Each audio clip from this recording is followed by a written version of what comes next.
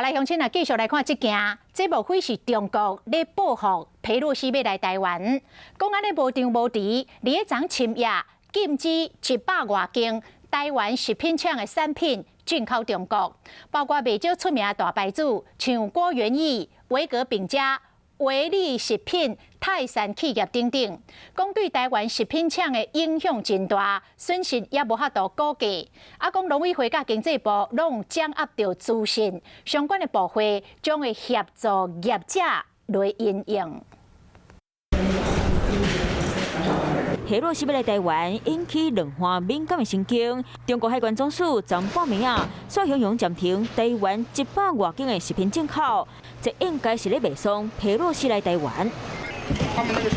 店员未用刺字封箱，红点名禁止进口的名单内底有过原液食品、飞机饼店、经典食品、威力食品、味全食品含泰山企业等等，拢扣中国海关总署以无完成产品更新注册理由停止进口。初步来看，红点名食品含药啊，商品包含亲像往来所果汁，若是停止进口，对台湾食品业、农业含水产业恐惊会大影响。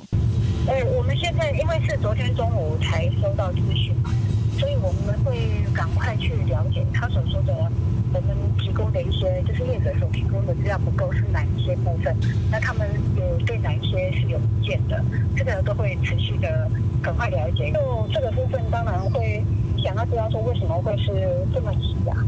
去年，中国以病虫害使用禁药理由，禁止台湾往来食客、莲雾含石斑鱼进口。农委会主委陈吉中就捌讲，过去台湾过去有8成出口依赖中国单一市场，即摆经减到4成5，即摆阁熊暂停台湾100多件食品进口中国。维记饼店就讲，本来这2天就要出货，2号一早啊，说临时通知上海厦门海关拒绝收产品，各方入去黑名单。农委会含经济部回应已经掌握资讯。相关部会会到3工业者来处理这件代志。